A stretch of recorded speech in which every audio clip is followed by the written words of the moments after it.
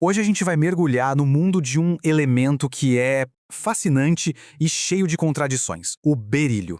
Pensa num material que é, ao mesmo tempo, um herói da alta tecnologia e um vilão silencioso para nossa saúde. É uma dualidade impressionante, para dizer o mínimo. Pensa comigo, um sabor doce pode ser mortal? Parece uma pergunta meio estranha, né? Mas acredite, ela está bem no centro da história de um dos metais mais incríveis que existem. É a primeira pista sobre a natureza, bem, enganosa do nosso assunto de hoje. Uma história que já começa com uma ironia daquelas, bem perigosa. Então, para começar, vamos falar sobre o engano do metal doce. A gente vai voltar no tempo para entender a história fascinante da descoberta do berílio. Olha só, tudo começou lá no finalzinho do século XVIII. Em 1798, um químico francês, o Louis-Nicolas Vauquelin, estava analisando berilo e esmeralda, sabe aquelas pedras preciosas? E aí ele encontrou um elemento novo. E o mais curioso é que, por causa do gosto adocicado dos compostos desse elemento, ele chamou de glucínio, que vem do grego glikis, ou seja, doce. Demorou ainda uns 30 anos, lá para 1828, até que dois cientistas, cada um por conta própria, finalmente conseguiram isolar o metal puro. E a ironia aqui é gigante, né? Esse nome glucínio, que soa tão inofensivo, na verdade apontava para o maior perigo do elemento. Claro, naquela época, ninguém imaginava que provar esses sais era uma ideia terrível. Aquele gostinho doce era, na verdade, um alerta, um sinal da sua toxicidade. Um engano que a ciência levaria décadas para desvendar por completo. Ok, agora a gente vai entrar no que eu chamo de os superpoderes do berílio. É aqui que a gente vai entender por que esse metal é tão, mas tão valioso para a tecnologia de hoje, mesmo com todos os perigos que ele esconde.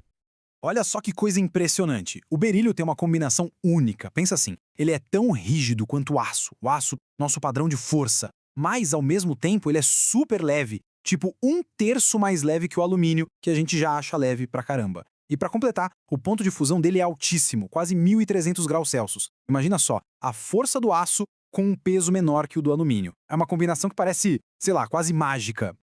E não para por aí. Além de ser forte e leve, o berílio tem mais cartas na manga, mais uns superpoderes. Ele é um condutor excelente de calor e eletricidade.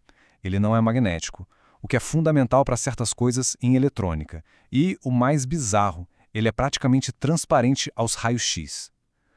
Cada uma dessas características abre um leque de possibilidades enorme. Beleza? Um material com um currículo desses, a gente usa onde?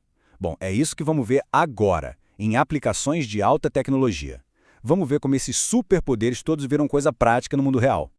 Então, o principal uso do berílio não é ele puro, mas sim em ligas. O processo é bem direto. Pega-se um pouquinho de berílio, mistura com cobre e pronto, temos a liga cobre-berílio.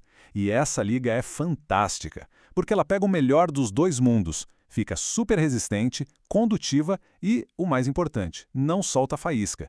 Isso faz dela a escolha perfeita para ferramentas usadas em lugares perigosos, como plataformas de petróleo, onde uma faísca, bom, seria uma catástrofe.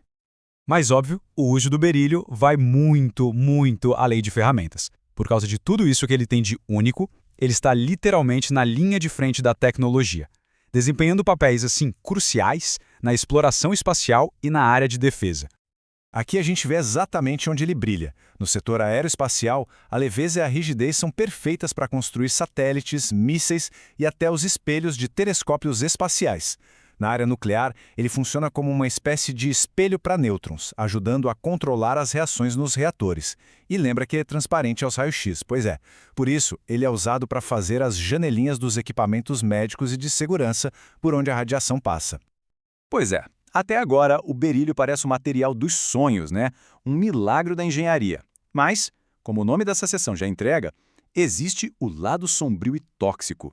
É agora que a nossa história dá uma virada bem dramática e revela outra face desse metal.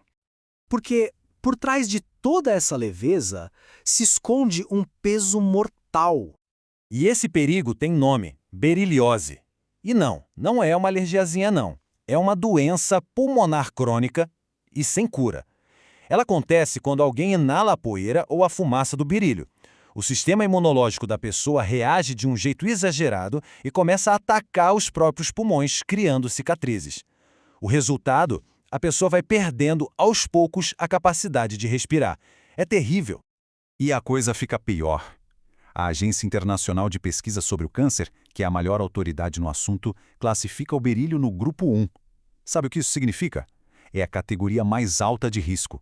Significa que não há dúvida, ele causa câncer em seres humanos, especificamente câncer de pulmão. Então, vamos juntar as peças dos riscos.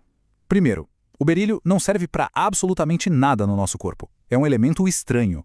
Segundo, a exposição a ele aumenta e muito o risco de câncer de pulmão. E terceiro e mais importante, por causa de tudo isso, qualquer trabalho com berílio exige um nível de segurança e controle ambiental que é absurdo de tão rigoroso. Tudo para proteger quem trabalha com ele.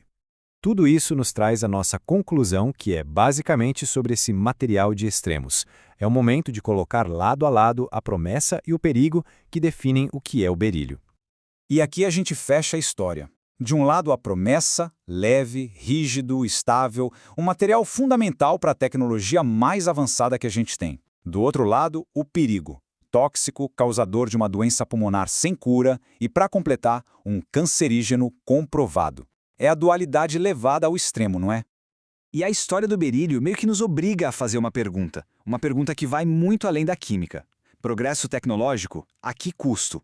A saga desse metal de duas faces é um lembrete poderoso de que os materiais que constroem o nosso futuro, muitas vezes, exigem da gente um respeito profundo e um cuidado gigantesco com os perigos que eles trazem junto.